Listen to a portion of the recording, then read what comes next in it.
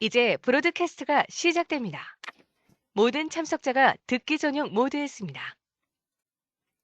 안녕하세요. 텔레다임 느크로이에서 마케팅 업무를 담당하고 있는 성은숙입니다. 텔레다임 느크로이는 오실로스코프, 시리얼 데이터 분석기, 프로토콜 분석기의 리더로서 복잡한 전자신호에 대한 빠른 측정과 분석, 검증이 가능한 테스트 솔루션을 제공하고 있습니다. 오늘 웨비나는 TDR 컨셉과 공간 분해 등을 주제로 약 40분간 데모와 함께 진행될 예정입니다. 질문이 있으실 경우에 질문창에 입력해 주시면 Q&A 시간에 답변 드리도록 하겠습니다. 마지막으로 웨비나 종료 후 설문에 참여해 주시는 모든 분들께는 커피 기프티콘을 발송드릴 예정입니다. 많은 참여 부탁드리겠습니다. 그럼 기술지원팀 오창원 이사님을 모시겠습니다. 네, 안녕하세요. 텔레다임 느크로이 기술지원팀의 오창훈입니다.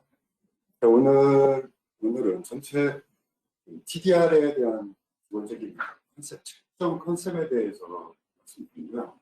이게 소식이나 이런 거 없이 바로 저희도 실제 파형을 통해 가지고 어떤 식으로 보이게 되는지 설명을 드리도록 하겠습니다. 그리고 이 TDR을 가지고 주로 이제 측정하는 게 임피던스 측정이나 스텝 리스폰스, 타임 딜레이 이런 여러 가지 측정이 있을 텐데 임피던스가 변한 지점에 위치를 어떻게 찾고 시간에서 어떻게 그 거리로 환산할 수 있는지에 대한 얘기하고 또 TDR 장비들이 PCB면 PCB, 칩셋이면 칩셋, 커넥터 이런 측정 대상체를 이제 임피던스 단위에서 시간 단위에서 스캔을 하게 되는데 얼마 최소로 얘가 스캔할 수 있는 그런 길이는 어떻게 결정이 되는지에 대해서 말씀을 드리도록 하겠습니다. 그래서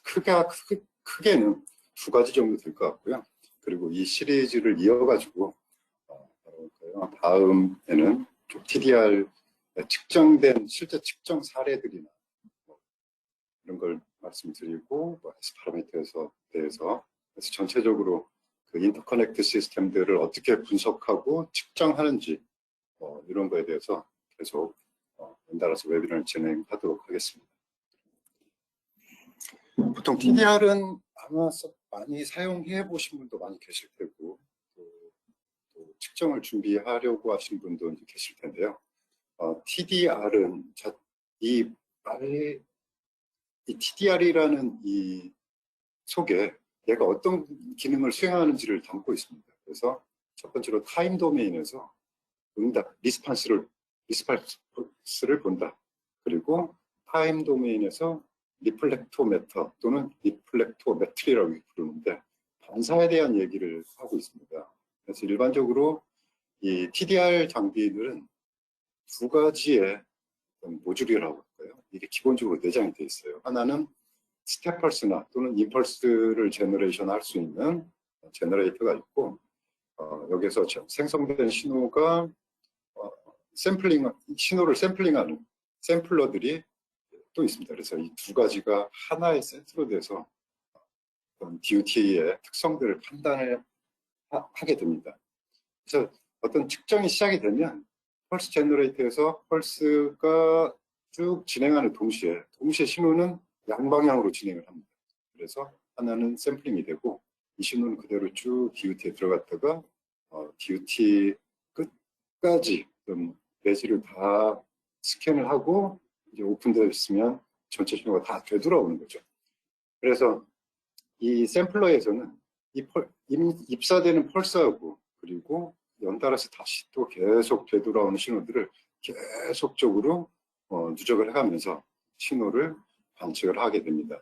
그러면 여기에 있는 그 샘플러에서는 입사된 신호 더하기 리플렉션 신호 이 두 가지를 가지고 크기 보통은 전압 단위로 보게 되는데요. 이 전압 신호를 보면서 추의 연산에 의해서 임피던스 변화를 본다든가 또는 전체적으로 되돌아온 시간의 길이를 환산해 가지고 전체 이 DUT에서 통과된 프로퍼게이션 딜레이나 이런 것들을 확인을 할 수가 있습니다. 그래서 결국에 기본적인 컨셉은 이런 컨셉이 전체적으로 이 스테이션 전체에 대해서 요 하나의 컨셉에 대해서만 이제 말씀을 드릴 겁니다. 그래서 얘가 그러니까 듀티에 펄스를 보내고 얘가 되돌아오는 신호의 크기를 비교해가면서 시간하고 또는 임피던스 두 가지를 주로 확인하는 그런 장비가 TDR이라는 장비입니다. 지금 이 오른쪽 아래에서 보여지고 있는 이 녹색 이 트레이스가 어떤 측정체의 임피던스로 확인한 임피던스 프로파일인데요. 센터가 지금 50옴으로 설정된 걸로 봐서 50옴 트레이스를 쭉 따라가다가 지금 아래쪽으로 살짝 떨어졌다가 올라가는 이 부분에서는 지금 임피던스가 변화됐다는 걸 일단은 알 수가 있고요. 이게 이제 길이상으로는 굉장히 기네요. 나노 단위인 걸로 봐서 여기서 5나노에서부터 시작했으니까 약 2나노 지점에서 뭔가 액션이 일어났다가 다시 59 이렇게 돌아오고 마지막 단은 지금 오픈됐다는 걸 확인을 할 수가 있습니다. 그리고 왼쪽에서 보여지는 이 신호는요. 이 노란색은 그냥 레퍼런스고요. 이 빨간색 신호가 이제 측정 대상체가 스캔한 건데 리스판스가 이쪽에서는 이제 반사 신호가 없이 크기가 일정하게 쭉 갔다가 이 부분에서 전압이 입사된 파형하고 크기하고 똑같은 파형이 다시 여기서 되돌아왔다는 얘기죠. 이 말은 이 끝단이 지금 오픈돼 있어가지고 전체 에너지가 다시 되돌아오면서 이 크기가 그대로 헤어져서 보여지고 있다. 이렇게 보시면 될 것 같습니다. 그래서 TDR을 가지고 기본적인 컨셉은 이런데 그러면 어떤 걸 할 수 있느냐. TDR을 가지고는 리플렉션, 얘가 이제 반사된 신호를 보다 보니까 어느 위치에서 얘가 매 순간순간 스캔하면서 매 순간순간 반사가 됩니다. 그러니까 리플렉션 신호가 있는데 리플렉션 신호의 크기나 또는 변화된 위치를 확인할 수가 있어요. 그래서 결국에 이 시간은 수평축이 지금 시간으로 돼 있긴 하지만 시간은 곧 거리하고 같습니다. 그래서 측정 대상체의 어느 지점, 몇 센치, 몇 인치 지점에서 에러가 발생했는지 또는 폴트가 발생했는지를 확인할 수가 있는 장치입니다. 그래서 기본적으로는 아까도 말씀드렸지만 여기서 스텝 펄스를 보통은 스티뮬러스 또는 인스턴스 펄스 이렇게 부르고요. 되돌아오는 것은 전부 리플렉션 파임이라고 부르고 있습니다.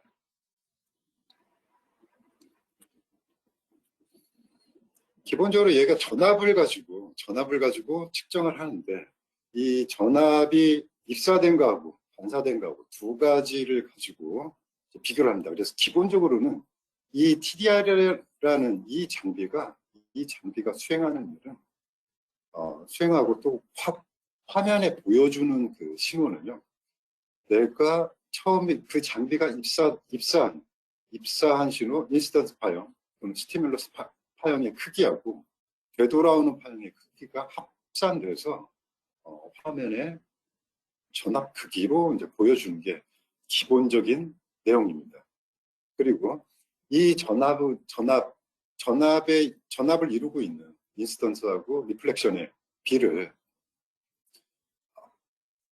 코에피션스를 리플렉션 코에피션트라고 로라고 보통 부르고요. 이 로는 커런트가 오른쪽으로 입사됐다가 되돌아오는 건 이제 반대쪽으로 들어오다 보니까 얘를 전압식을 그대로 V는 IR을 이용해서 I가 두 개로 공통적이니까 얘네들을 빼내고 나면 이런 수식을 얻을 수가 있습니다. 그래서 입사될 때는 로드의 임피던스가 DUT죠. 그리고 지제로는 얘가 보여내지는 이쪽 라인을 얘기합니다. 그래서 두 개의 합과 차의 그 비를 우리는 반사 계수, 로 이렇게 부르고요. 이걸 가지고서 결국에 수식에 의해서 로드의 임피던스를 계산해서 우리가 디스플레이를 할 수가 있는 그런 장비라고 보시면 되겠습니다.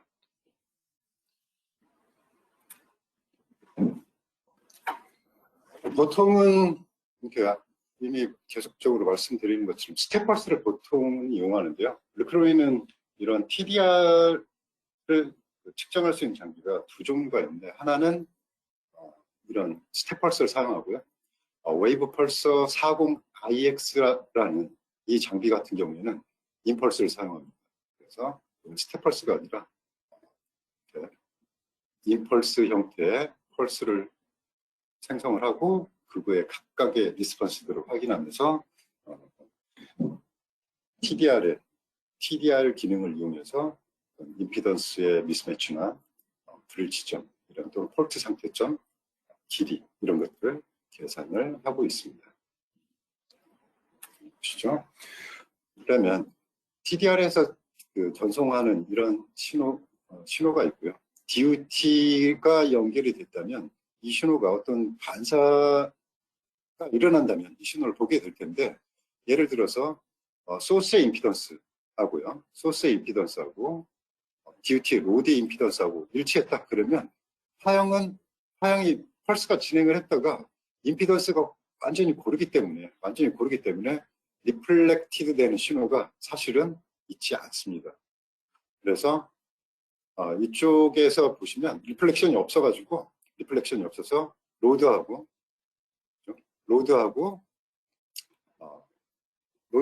입사된 이쪽의 임피던스가 일치하면서 리턴이 0이 돼서 반사되는 신호는 없게 됩니다. 그래서 결국에 입사된 신호의 크기로만 계속적으로 확인이 되는 그런 형태를 가지겠습니다. 그래서 실제 측정을 했을 때 이쪽에 펄스가 들어가고요.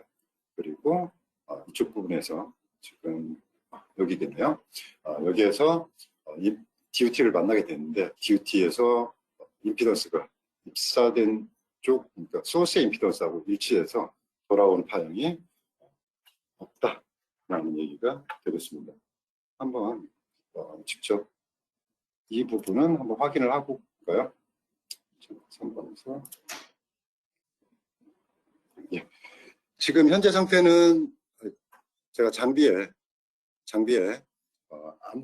케이블 끝에 아무것도, 예, 죄송합니다. 화면이 안 보이네요.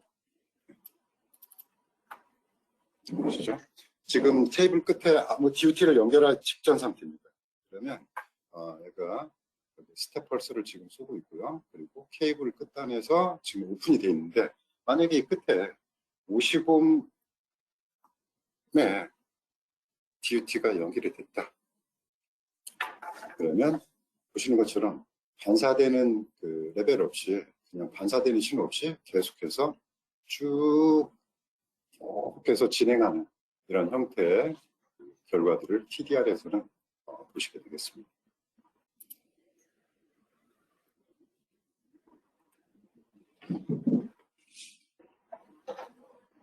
그리고 이미 제가 끝에 DUT를 연결하나 안 하나 지금 크게 차이는 없을 텐데요.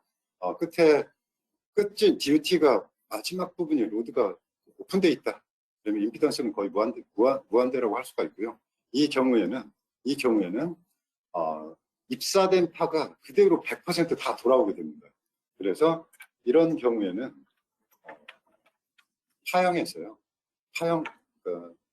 TDR 장비의 화면에서 얘가 진행을 했다가 이 DUT의 끝점에서 모든 신호가 다 돌아와서 결국에 입력된 신호의 크기하고 똑같은 크기의 신호들을 계속해서 연달아서 보게 됩니다. 잠깐만 확인을 한번 하도록 하겠습니다. 자, 지금 케이블 끝에 아무것도 연결이 안 된 상태고요.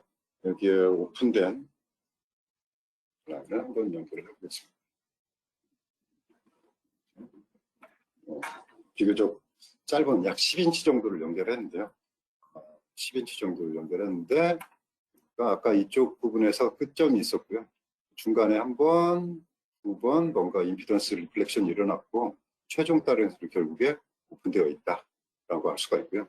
이 부분들은 지금 제가 잠깐 연결한 거에는 비아가 스루로 두 가지의 접점이 이 안쪽에 지금 들어있습니다. 그래서 그 부분들이 이 트레이스 장에서 나타나고 있습니다. 자, DOT를 다시 떼면 그렇죠? 끊어진 점 여기가 케이블 위치일 테고요. 이전에 봤던 것들은 DOT 특성, 트레이스의 특성이라고 볼 수가 있겠습니다. 그리고 얘가 그러니까 보통 그 신호를 볼 때 시그널과 그라운드라고 이제 주로 말씀을 하는데 10기가 뭐 반드시 10기가는 아닙니다. 그러니까 하이 프리퀀시 성분들을 다룰 때는 보통 그라운드라고 부르지 않고 리턴 패스라고 부릅니다. 그래서 만약에 이 트레이스 라인이 어떤 리턴 패스하고 지금 붙어 있는 쇼트 상태다. 그러면 이 에너지가요, 이쪽으로 쭉 진행을 했다가 결국에 같은 되돌아오는 방향이 거꾸로 오면서 같은 크기가 되돌아오게 됩니다. 그러니까 같은 크기가 되돌아오는데 방향은 반대쪽으로, 이쪽으로 이렇게 돌아가면서 반대쪽으로 커런트가 들어가면서 전체적으로 이 제너레이터에서 TDR 장비에서 봤을 때는 내가 쐈던 신호가 그대로 커런트가 반대쪽으로 들어오니까요. 이렇게 그러니까 같은 신호가 같은 크기의 신호가 들어오기 때문에 0V 레벨로 보여지게 되는 게 그런 특성을 보이는 게 쇼트 특성이라고 할 수가 있습니다. 지금 장비에서 이것도 이건 데모하기가 쉬우니까요. 한번 빠르게 할 수 있어서 보여드리도록 하겠습니다. 이 끝쪽에 쇼트가 됐다. 그러면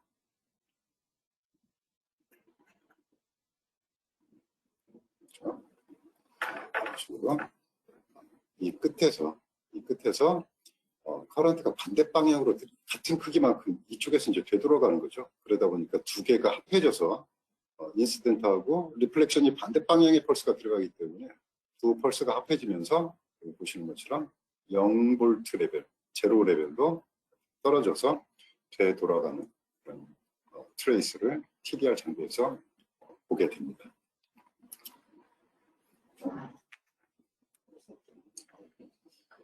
만약에 트레이스 라인에 뭐 L이나 C, 반드시 C가 절대적으로 붙어 있다고 볼 수 없고요. 어떤 성분들이, 이런 성분들이 이 안에 포함되어 있다고 하더라도 이 TDR 장비가 굉장히 빠른 펄스를 쏘기 때문에 이런 것도 이제 보게 되는데 L 성분이 있게 되면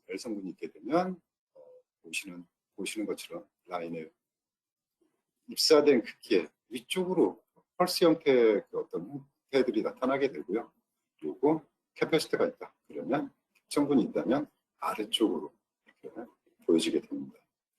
그러면 이런 것들은 이제 궁금하실 수 있는 게, 그러면 내가 여기에 있는 L 성분과 C가 어느 정도의 헤리 값으로 또는 페르 값으로 매저먼트를 측정이 되느냐 질문하실 수 있을 것 같은데요. 사실 여기에 있는 이 펄스의 면적과 이 펄스의 아래쪽으로 향한 이 펄스의 면적이 곧 커패시터하고 인덕턴스 값으로 환산이 될 수가 있습니다. 그래서 이 TDR 장비에서 이 해당하는 부분의 면적을 계산하시면 여기 있는 값들을 환산을 하실 수가 있겠습니다. 그래서 L을 저는 이제 만들기 위해서 뭐 어떤 식으로 한번 매저먼트를 해봤냐면 TDR 장비 트레이스예요. 50옴 트레이스에 여기는 약 20인치 정도 되는 그 페인이었는데 여기에다가 중간에 1cm 정도의 그 와이어를 덧붙여가지고 L 성분을 만들어 봤을 때 얘를 보여드리고 있습니다. 그래서 이 앞과 끝부분은 이 와이어가 접한 부분들의 이제 특성이 될 거고요. 그리고 이 부분에서 그 인덕터 성분들이 확인이 되고 있습니다. 그리고 TDR에서는 단순히 어느 한 매질의 한 부분에서만 특성을 알 수 있는 건 아니고요. 여기 보시는 것처럼 멀티로 여러 가지 특성들이 모두 다 합해져 있더라도 각 길이에 따른 매 순간순간의 그 임피던스 또는 리플렉션 전압들을 그대로 모두 다 확인을 시켜주는 그런 장비입니다. 참고로 여기 위쪽에 있는 이 빨간색은요, 반사계수 로우 값으로 지금 로우 값으로 환산해서 보여주고 있는 거고요. 이 아래쪽은 임피던스 범위로 해서 수직축 범위가 임피던스 범위입니다. 그죠? 그리고 이 위쪽은 반사계수로 현재 표시를 하고 있습니다. 그래서 이런 리플렉션 된 아까 보셨던 그런 그 전압 파형들을 이용해서 얼마든지 내부에서 연산에 의해서 단위를 변환하고 또 원하는 그런 내가 스텝으로 볼 거냐 임펄스의 응답으로 볼 거냐 하는 여러 가지 것들을 변환해서 보실 수가 있는 장비가 TDR이라는 그런 장비가 되겠습니다.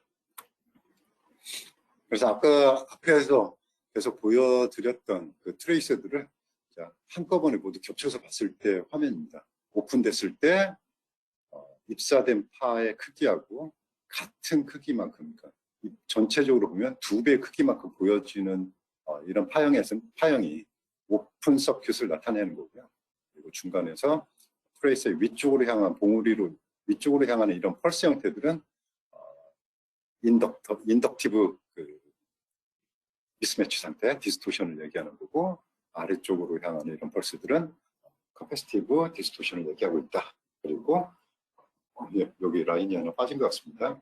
일자로 변함없이 쭉 지나가는 것은 전체적으로 임피던스가 굉장히 고르게 매칭되어 있는 그런 시스템을 보여주고 있고, 아래쪽으로 0에 가깝게 떨어지는 것들은 쇼트 서킷을 나타내고 있다라고 하는 것들을 한눈에 알아볼 수가 있습니다. 그래서 다시 한번 말씀드리면 이 TDR이라는 장비는 전압 펄스 또는 임펄스를 쏘고 그 응답으로 확인하는 거고요. 반사된 크기를 가지고 신호를 가지고 그 응답을 확인하는 장비고, 실제적으로 이제 전압 측면에서 봤을 때는 인스턴트하고 리플렉트된 두 가지의 합이 화면에 나타난다라고 보시면 되고요. 그 식을 이쪽 저쪽 이렇게 변환을 해보면 우리가 반사계수도 계산을 할 수가 있고요. 그리고 여기에서 VSWR의 크기도 환산을 할 수 있고, 이것들을 그대로 임피던스 크기 단위를 임피던스로 모두 다 바꿔줄 수가 있습니다. 심지어 스텝 또는 임펄스를 FFT를 처리해가지고 S 파라미터의 주파수 도메인으로 환산할 수 있는 그런 기능도 가지고 있습니다. 근데 궁극적으로 TDR 장비를 다루고 또 DDR을 가지고 뭔가를 하는 목적은 뭐냐면 첫 번째로는 내가 이 PCB나 내가 측정 대상체의 특성 임피던스를 알 수 있느냐라는 거고요. 만약에 에러 지점이 있다면 그 에러 지점을 찾아낼 수 있겠느냐라는 게 두 가지가 가장 큰 사용 목적이라고 할 수가 있겠습니다. 근데 보통 이제 폴트가 있었을 경우에 폴트의 위치를 찾으려면 최소한 매질에 대한 또는 내가 측정하고 있는 DUT에 대한 정보 중에서 두 가지 정보 정도는 알고 있어야 됩니다. 두 가지 중에 하나라도요. 하나는 내가 사용하는 매질이 또는 사용하는 DUT에서 전파 전송 속도가 얼마냐, 전파 속도가 얼마냐, 프로포게이션 딜레이 또는 프로포게이션 벨로시티라고 부르는 이 값을 알거나 또는 유전 상수를 알고 있어야 시간을 우리가 길이로 변경을 하고 정확한 위치를 알아낼 수가 있습니다. 물론 이런 값이 없다면 기본적인 레퍼런스 길이하고 내가 레퍼런스 길이를 가지고 다른 문제 있는 디바이스를 이제 확인을 하면서 비율로서 알아낼 수는 있겠지만 정확한 그런 측정을 원한다면 프로퍼게이션 딜레이 값 또는 유전 상수 값 둘 중에 하나를 알고 계셔야 정확한 측정이 가능합니다. 그러면 두 가지 정보를 중에 하나를 알고 있다면 과연 어떻게 이 TDR 장비에서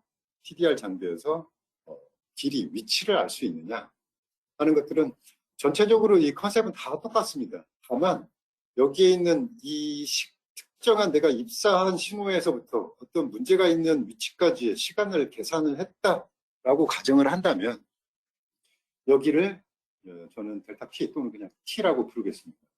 어떤 x 시간만큼, t 시간만큼 후에 리플렉션이 반사가 된 이 특징을 보였다 그러면 우리가 TDR이라는 장비들은 아까 말씀드렸지만 이 신호가 펄스가 진행을 하고 되돌아오는 거거든요. 그죠? 갔다가 되돌아오는 겁니다. 그래서 첫 번째로 얘가 어느 일정한 시간만큼 A라는 시간만큼 진행을 해야 어떤 문제가 있는 지점에 도착을 합니다. 그리고 다시 여기에서 반사된 신호도 A라는 시간만큼 후에 계측해서 읽어보게 됩니다. 그래서 결국에 우리가 보고 있는 이 측정된 이 시간은 실제 물리적인 시간의 2배만큼이 화면에 보이고 있다라고 보시면 돼요. 그러니까 얘가 입사된 시간이 있고 실제 물리적으로 여기에 도착을 했다가 반사되는 신호를 얘가 보기 때문에 실제로는 2배의 시간을 보게 됩니다. 그래서 실제 디스턴스, 그러니까 우리가 알고 있는 이 디스턴스는, 알고자 하는 이 디스턴스는 내가 메저먼트한 이 t라는 시간의 2분의 1이 실제 물리적인 위치입니다. 그죠? 그리고 여기에 프로포게이션 슬랩입니다. 여기는 속도입니다. 이 속도를 계산을 하면 뭐 속도 단위가 미터 퍼 섹이라고 하면 타임이 이제 세컨드 단위니까요. 세컨드 시간이 없어지고 길이에 대한 텀만 남게 돼서 우리가 물리적으로 실제로 위치한 시간의 길이를 환산할 수가 있겠습니다. 자, 여기서는 한번 예를 들어보겠는데요. 어떤 특정한 PCB라는 굉장히 긴 라인의 PCB를 통과를 시켰고 이 뒤쪽에 일종의 필터입니다. 여기는 필터의 임피던스를 지금 이제 프로파일링을 했습니다. 그리고 두 가지를 동시에, 두 라인을 동시에 찍고 있는데 하나에서는 이 필터로 이제 만들어진 얘하고 이 PCB 보드가 두 개 일어나는 이 부분에서, 그죠? 부분에서 굉장히 리플렉션이 작게 일어나는데 좀 굉장히 큰 리플렉션이 일어났습니다. 그래서 과연 이 위치가 어디냐를 계산을 이제 해볼 건데요. 이걸 우리가 먼저 커서를 이용해서 측정을 하고 아까 말씀드렸던 2분의 1 곱하기 t 곱하기 벨로시티 계산을 할 수 있겠지만 이 TDR 장비의 단위를 수평적 단위를 시간에서 디스턴스로 바꿔주게 되면 둘 중에 하나의 변수를 요구를 합니다. 하나는 프로퍼게이션 딜레이 속도가 얼마냐 또는 여기에 있는 유전상수는 알고 있느냐. 그래서 둘 중에 하나를 넣으면 두 개는 자동으로 환산이 되고요. 이거에 의해서 내부적으로 계산을 하게 됩니다. 그래서 여기서까지는 31.6cm 정도의 길이를 가지고 있는 위치에서 이런 리플렉션이 일어났다라는 것들을 확인을 시켜주고 측정을 해주고 있습니다. 자, 이건 이제 굉장히 긴 시간에서 알아봤는데요. 그러면 최소로 얘가 스캔할 수 있는 길이는 얼마가 되겠느냐라는 것들을 이제 스페이셜 레졸루션 또는 뭐 길이 분해능 이쪽에서는 이렇게 부르고 있는데요. 이 길이에 대한 것들은 이 TDR 장비의 펄스의 상승 시간하고 연관이 되어 있습니다. 그래서 여러분들이 이제 PCB를 본다. PCB를 가지고 또는 커넥터를 가지고 TDR을 가지고 매저먼트를 해보고 싶다. 그러면 PCB는 어떻게 보면 상대적으로 좀 굉장히 길 거고 커넥터 같은 경우에는 상대적으로 굉장히 작습니다. 그러면 내가 이런 짧은 거리에 어떤 특성을 파악한다면 어떤 장비들이 필요하겠느냐라는 거죠. 그래서 첫 번째로 이제 보셔야 될 것은 여기 이겁니다. 장비가 가지고 있는 라이징 타임은 얼마냐라는 것들을 먼저 확인을 해야 됩니다. 그래서 이 라이징 타임은 빠르면 빠를수록 결국에 작으면 작을수록 더 좁은 거리, 짧은 거리들을 스캔할 수 있다라는 얘기가 됩니다. 그리고 아까 위에서 잠깐 말씀을 드렸지만 이 TDR 장비에서 보는 이 시간들은 모두 다 입사됐다가 되돌아오는 겁니다. 그래서 이 장비 자체에 뭐라 볼까요? 이 라이징 타임, 이것도 실제로 2로 나눈 값에 의해서 스페셜 길이, 그러니까 공간적인 그런 길이 분해능이 결정이 됩니다. 그래서 스텝펄스의 라이징 타임은 첫 번째로 반드시 먼저 확인을 하셔야 됩니다. 그리고 뭐 앰플리튜드가 얼마냐? 상대적으로 앰플리튜드가 작으면 긴 길이를 갔을 때 줄어들 확률이 이제 크기 때문에 입사파의 크기도 확인을 해볼 수가 있고요.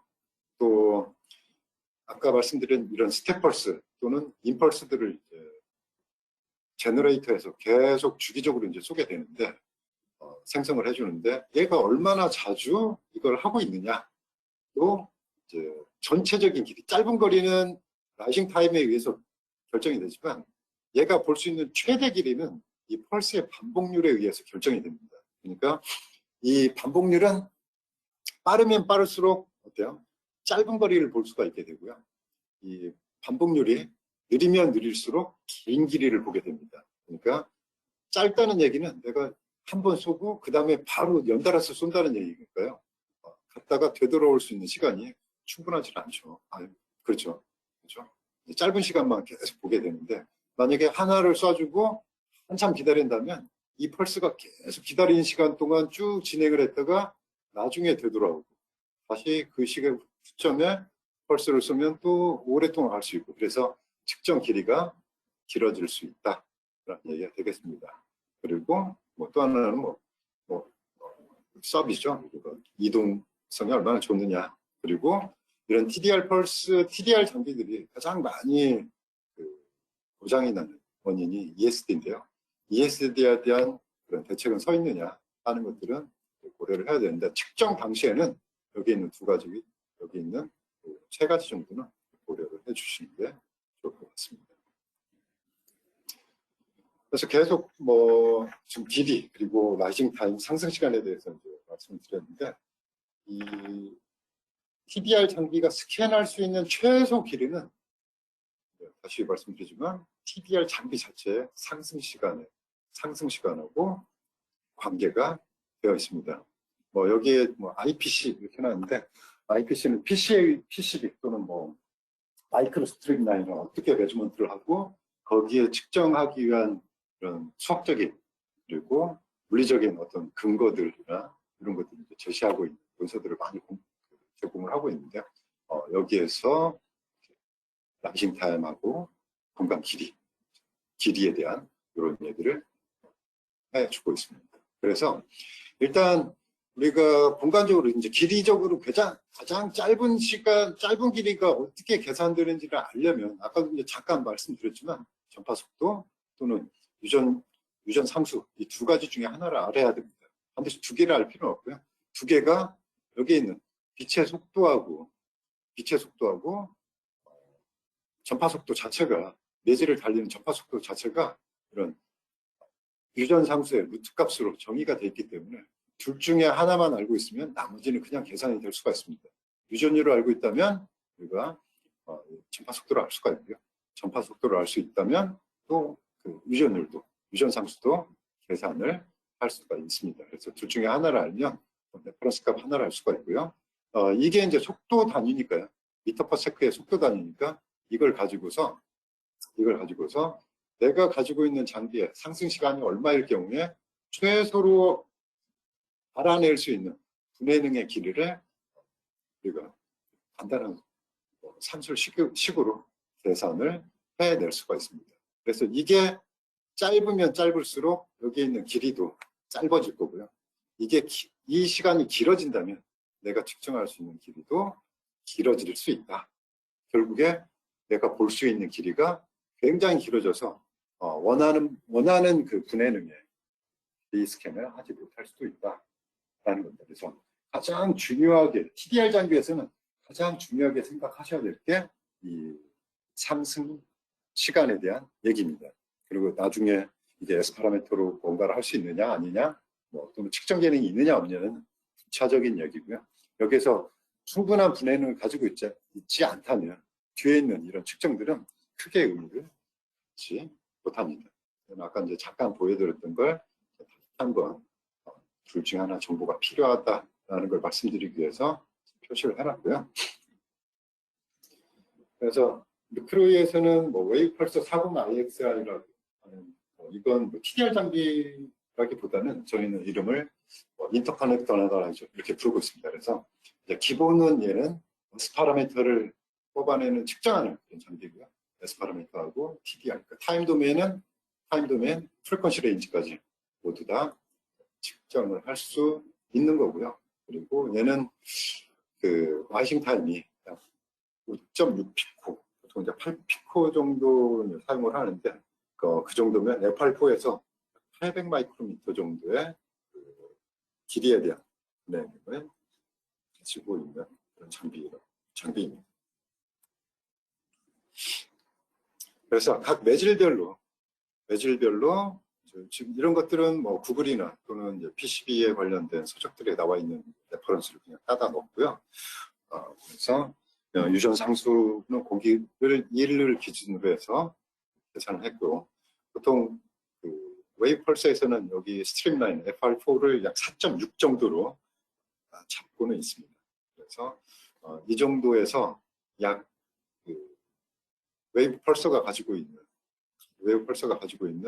이제 최소 분해능은 요 FR4 기준으로 해서 0.8mm, 여기에 800 마이크로미터 정도가 되겠죠. 그리고 일반 오실로스코프의 개념을 가져다가 이게 이제 주파수에 대한 라이징 타임은 곧 주파수니까요.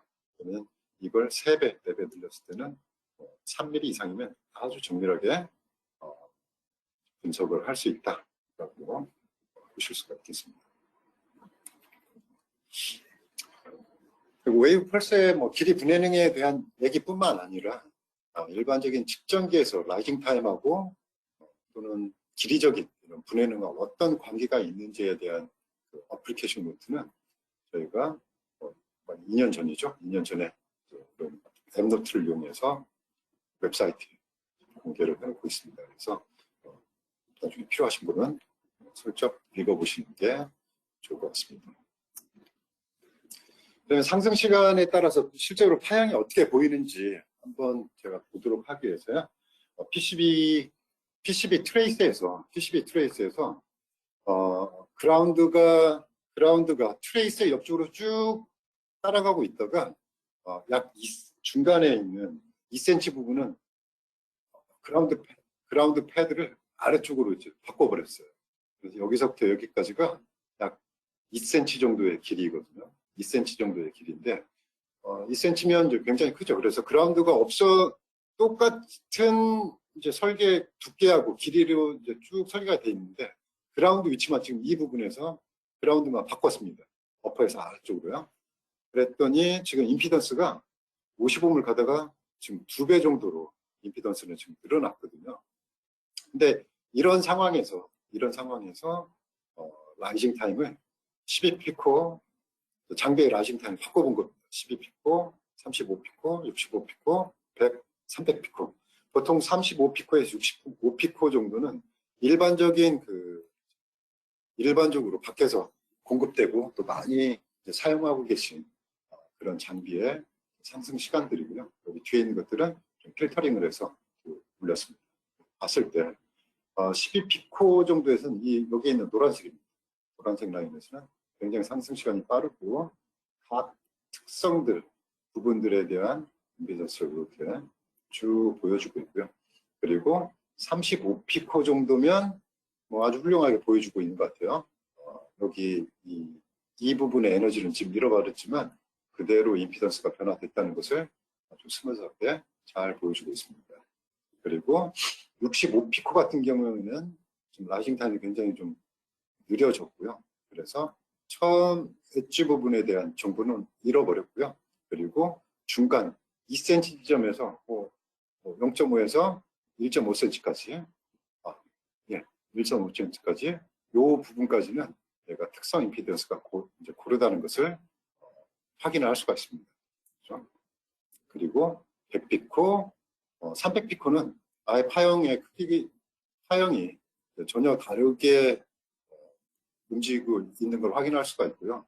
그리고 이 패턴이 시작된 부분이 이쪽 뒤쪽 400피코 지점인데도 불구하고 얘는 100피코 앞에서부터 지금 변화가 있었다라고 지금 이렇게 레포트를 하고 있습니다. 그래서 상승 시간에 따라서 측정 이렇게 2cm면 굉장히 긴, 어떻게 보면 긴 거리거든요. 근데 여기에 대해서도 이런 식으로 오류를 많이 보이게 되고 오류를 보이고 있습니다. 사실 이 2cm를 달리는데 이 프로포게이션 타이밍은 얼마였냐면 메저먼트를 해봤을 때 약 120피코 세컨드였거든요. 그러면 이걸 기준으로 했을 때 최소한 이거의 반 60피코보다 측정 장비의 라이징 타임은 더 빨라야 됩니다. 그래서 여기에서 허용할 수 있는 건 이론상 보면 두 가지 정도, 빨간색과 노란색이 여기에 있는 특성 임피던스하고 여기에 있는 프로파일을 확인할 수 있는 라이징 타임이었다는 거고요. 65피코는 리스너블 아니면 약간 모자라는 그런 특성을 가지고 있습니다. 그래서 여기 세 가지는 이 120피코의 딜레이를 가지고 있는 이 특성들은 보기에 부적합한 그런 설정이다라는 걸 알아두시면 될 것 같습니다. 그래서 내가 측정하고자 하는 그 부분의 딜레이의 반보다는 측정 장비의 라이징 타임이 더 빨라야 원하는 부분의 측정을 수행할 수가 있습니다. 그리고 이 부분은 이 아까 봤던 그죠? 이거하고 이제 반대방향으로 이제 가 있는데 특정 트레이스에서 이 부분에 이제 만들기가 좀 그래서요. 이 앞쪽 부분에 제가 일반 연필 있죠? 연필로 이제 살짝 된 부분입니다. 된 부분인데 여기 빨간색이 이번에는 12피코인데요.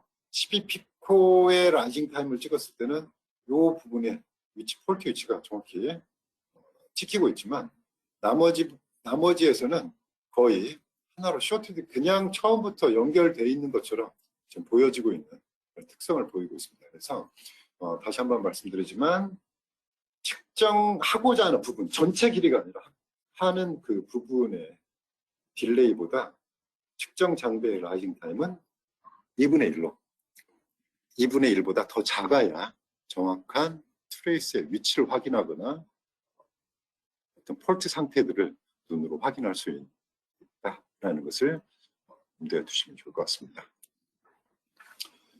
그리고 보통 빠르게 이제 측정을 하기 위해서 뭐 TDR이나 또는 VNA를 많이 다뤄보신 분들은 항상 토크렌치를 사용을 하시겠지만 급하게 측정할 때 손으로만 손가락으로는 이제 그 조이 커넥터를 케이블을 연결하게 되는데 그런 경우에는요 이게 적어도 수옴 정도의 차이를 낼 수 있는 그런 특성의 변화가 있을 수가 있습니다. 그래서 타이트하게 조여지질 않으면 연결된 부분에서도 그 접촉 저항이 이제 추가가 돼가지고 필요 없는 큰 펄스들의 큰 그 임피던스 변화를 좀 보게 되는 경우가 있기 때문에 항상 토크렌치를 사용해서 타이트하게 연결을 해줘서 여기 녹색 라인이죠.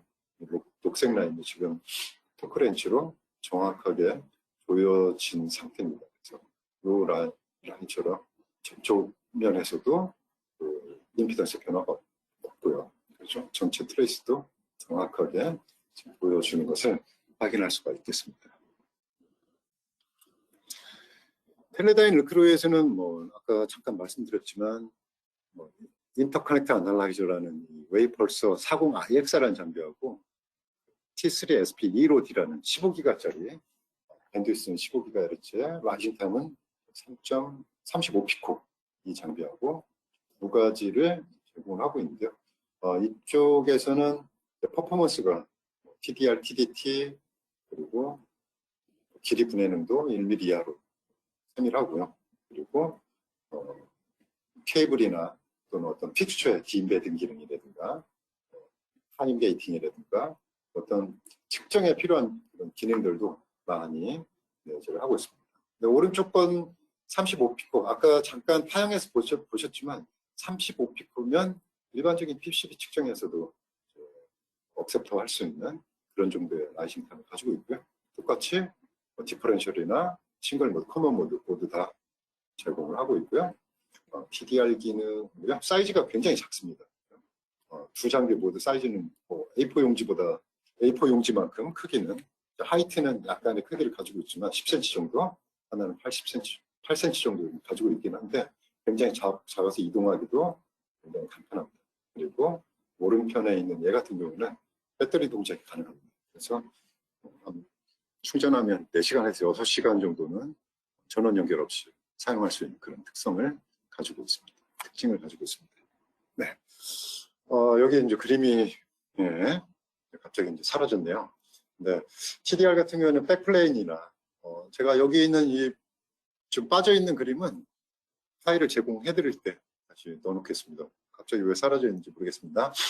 테스트 픽스처를 측정하거나 또는 커넥터, 케이블, 어떤 트랜스포머나 아니면 크로스톡 관련된 주변, 그러니까 서로 다른 라인의 특성들도 파악하는데 여기에 있는 TDR이나 그런 것들 사용을 할 수가 있습니다. 거의 마지막인데요. 저희 이제 TDR 장비는 이미 계속 말씀을 드렸지만 밴드위스 높고요. 그리고 특징이 뭐냐면 이런 TDR 장비들은 보통 캘리브레이션이 반드시 이루어져야 되는데 얘는 밖에서 캘리브레이션 뭐 OSLT를 하지 않고요. 내부에 OSLT 기능이 들어가 있습니다. 그래서 캘리브레이션 속도도 빠르고요. 또는 이런 특징도 있어요. 고장을 방지하기 위해서 측정하고 나면 바로 헤드를 파킹 위치에 갖다 놓습니다. 그래서 ESDA에 의한 그런 피해는 완전히 최소화하고 있습니다. 그리고 USB나 HDMI, 어떤 케이블 테스트나 어떤 측정을 하다 보면, 그죠? 테스트 픽처를 사용하게 되는데, 테스트 픽처를 실제 측정에서 이제 제거를 해야 되거든요. 그래서 저는 2개의 픽처를 연결하고 메저먼트를 한 다음에 2개를 스플릿하는 투엑스스루라는 이 기능도 제공을 하고 있어서 케이블 테스트나 커넥터 테스트에 훌륭하게 적용할 수 있는 장비라고 할 수 있겠습니다.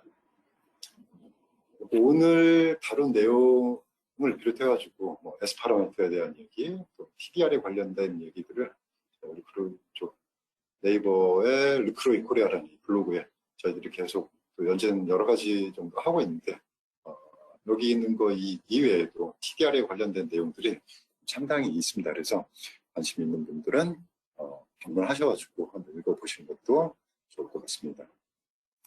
그리고 여기가 마지막 페이지가 될 것 같은데요. 제가 아까 잠깐 장비를 연결을 해가지고 보여드렸던 이 소프트웨어요.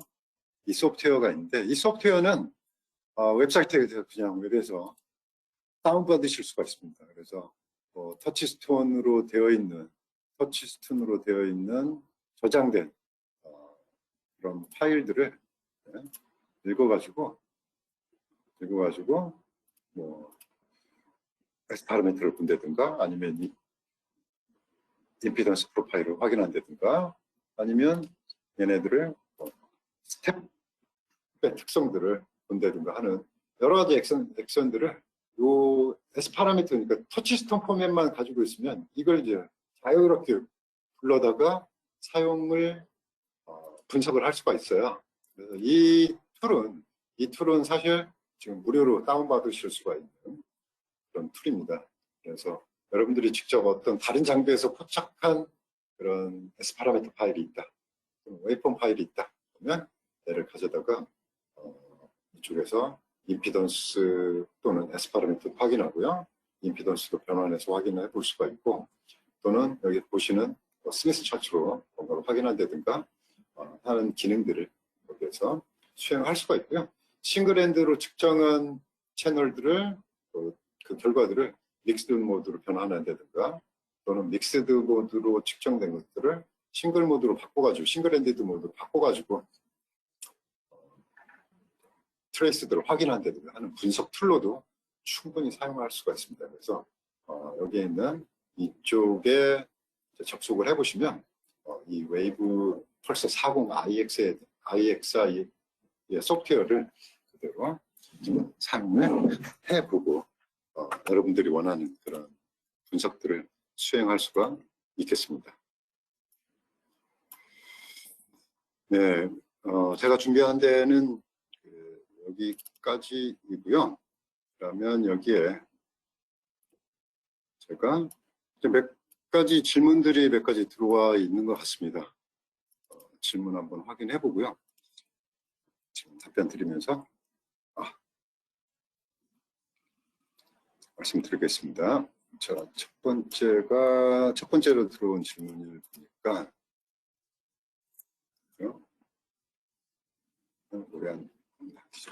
네, 질문 내용 같이 확인하면서 답변 드리도록 하겠습니다.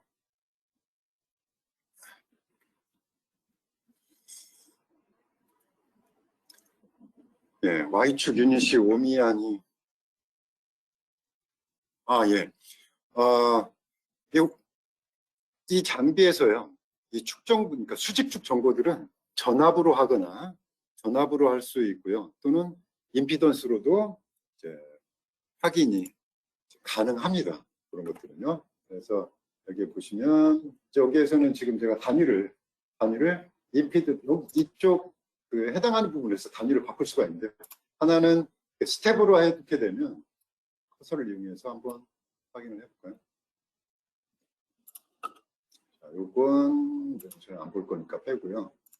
그래서 제가 커서를 이동해서 가져다가 보면 여기 단위가 지금 전압 단위로 이렇게 찍혀 있습니다. 그죠?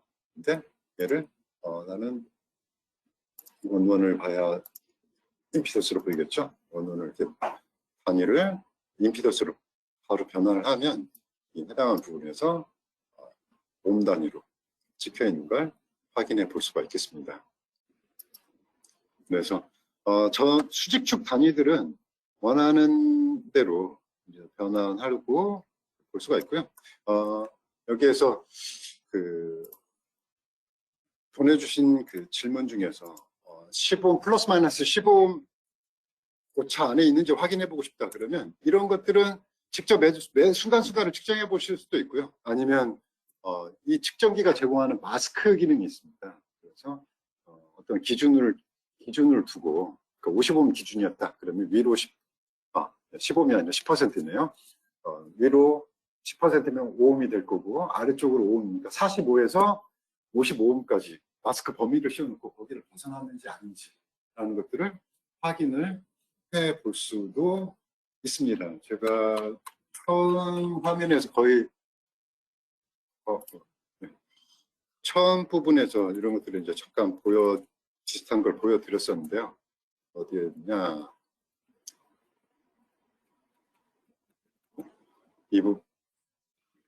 이 부분이네요. 네. 이 부분에서 보시면 여기에 있는 이게 이제 트레이스가 이렇게 보여지고 있고요. 여기 이 빗금친 이게 뭡니까? 마스크입니다. 그래서 10%다 그러면 요 위에까지 되겠네요. 마스크를. 이렇게. 그죠? 10%니까 50에요. 10%면 5 맞죠? 예. 45이면 마스크가 여기다 아래쪽에 이렇게 생성시킬 수도 있습니다.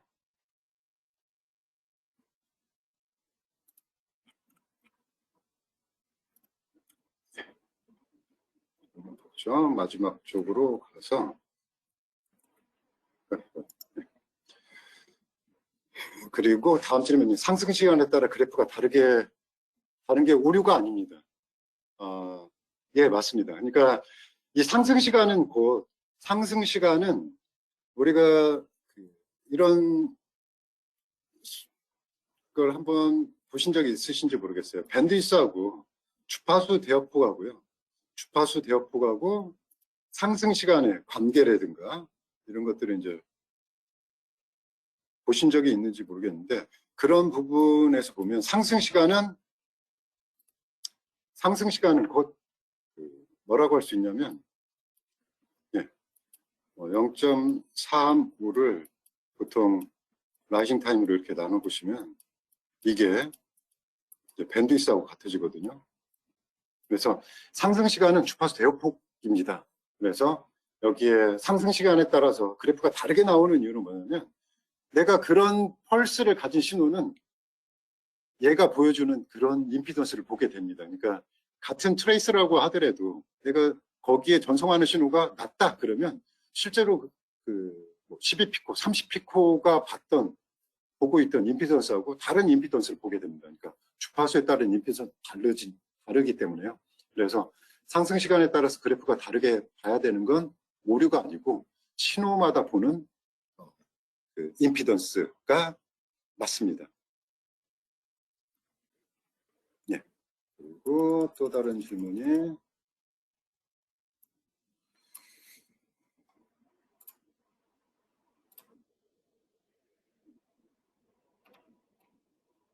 자, 여기는 치우고요. 제가 아이고 이게 세 번째 질문이 또 들어왔는데요. 세 번째 질문은 TDR 측정 시 스텝 신호를 사용하는 방법과 펄스 신호를 사용 방법은 차이가 없습니다, 사실. 그러니까 여기서 말씀하고 계신 예, 뭘까요? 여기 펄스가 임펄스를 의미하고 있다면 차이가 없습니다. 왜냐하면 임펄스 신호를 미분하게 되면 스텝 펄스가 나오게 되고요. 스텝 펄스를 거꾸로네요. 네, 임펄스를 적분하게 되면 스텝 펄스가 나오고요. 스텝 펄스를 미분하게 되면 여기 펄스가 나오기 때문에 얘네 둘이는 모양만 다르지 전체적인 특성은 같은 걸 보여주고 있는 신호다라고 이제 보시면 됩니다. 그래서 직접 장비에서도 그런 것들은 확인할 수가 있는데요. 보죠. 여기서 스탑하고 버커를 한번 해보겠습니다. 나머지는 제가 빼고요. 자, 이 TDR 신호인데요. 기본적으로 내가 여기에서 나는 얘를 스텝으로 보겠다 그러면 여기서처럼 마지막에 지금 쇼트가 되어 있네요. 그런 스텝으로 보이게 되는데 얘를 빼버리면 기본적인 뭐랄까요? 이런 얘가 쏘고 있는 임펄스를 그대로 얻게 됩니다. 이런 것들은 뭐 금방 확인할 수가 있어요. 우리가 연산해서 그냥 여기 있는 신호를 뭐랄까요? 저건 임펄스니까 적분하면 되겠네요. 적분이 인테그럴인가 내가? 인테그럴. 보여봐라. 이렇게 하면 아까 봤던 거하고 똑같죠. 이거 지금 연산된 거거든요. 이 부분에 적분을 이용해서 임펄스를 적분해서 그대로 스텝 펄스를 그대로 바꿔가지고 볼 수가 있습니다.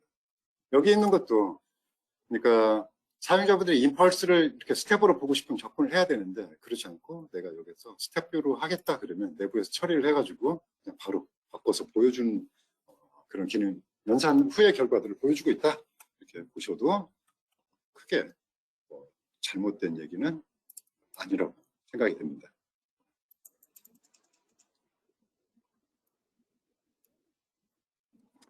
아마 이게 마지막 질문인 것 같은데요. 제가 이거 질문 하나 더 답변을 드리고 오늘 시간 마치도록 하겠습니다.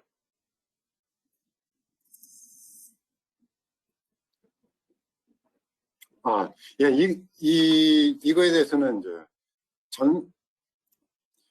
여기서 디자인한 전송선로에 사용할 주파수에 따라서 TDR, 이 파라미터는 그 순전히 라이징 타임입니다. 그러니까 이것은 예를 들어서 내가 전송선로를 디자인을 했는데 여기에 내가 5GBps의 신호를 이제 전송을 하고 싶다. 그러면 거기에 들어가는 가장 빠른 신호가 5GBps일 겁니다. 아니면 그때 사용되는 라이징 타임을 가지고 있다면 그 라이징 타임보다 더 빠른 그런 그 TDR 펄스를 이용하면 그 신호가 보고 있는 임피던스를 보게 되고요. 근데 이런 전송선로에서는 최근에는 임피던스도 이제 주로 기본적으로 이제 맞춰야 되는 파라미터가 되는데, 이것도 굳지만 S 파라미터를 이용해서 인서션 로스나 리턴 로스, 또 크로스톡이나 이런 것들을 이제 주로 같이 함께 봐주는 그런 측정 파라미터라고 할 수가 있겠습니다. 그리고 마치려고 그랬는데 마지막 질문이 하나 또 들었습니다. 플랜트가 뭔지, 죄송합니다. 저 플랜트가 뭔지 잘 모르겠는데요. 예, 맞습니다. 플랜트, 임펄스 리스폰스를 FFT 하게 되면, 주파수 도메인에서 임펄스가 가지고 있는 주파수 도메인의 크기 B가 확인이 됩니다. 예, 맞습니다. 그게 만약에 그 의미라면, 예, 맞습니다. 그래서 기본적으로요, 스텝을 가지고 우리가 뭐라 그럴까요? 스테퍼스를 가지고 내가 S 파라미터를 뭔가 계산하겠다. 그러니까 주파수 도메인을 바꾸겠다. 그러면 기본은 스테펄스를 적분해서 임펄스를 얻고 이걸 FFT에서 결과를 얻어보는 겁니다. 그래서 얘네들은 예, 제가 뭐 사실 여기 있는 이 용어 저한테는 익숙하지 않은 용어인데요. 예, 시스템의 특성 파악이 가능합니다. 예, 맞습니다. 예, 지금 뭐 6가지 정도의 질문이 들어왔는데요. 뭐 더 이상 질문이 없으시면 굉장히 좋은 질문들을 많이 해주셨는데요. 질문 답변하고 뭐 보여드리다 보니까 시간이 살짝 지나버렸는데요.